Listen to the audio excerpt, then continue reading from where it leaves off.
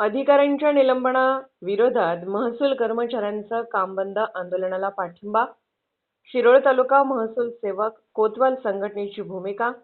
नागपूर येथे सुरू असलेल्या हिवाळी अधिवेशनादरम्यान पुणे विभागातील 4 तहसीलदार, 4 मंडळ अधिकारी आणि 2 ग्राममहसूल अधिकारी यांचे करण्यात आलेले निलंबन अन्यायकारक असल्याचा आरोप करत राज्यातील महसूल अधिकाऱ्यांनी मंगळवार दिनांक 16 डिसेंबर 2025 पासून काम बंद आंदोलन पुकारले आहे.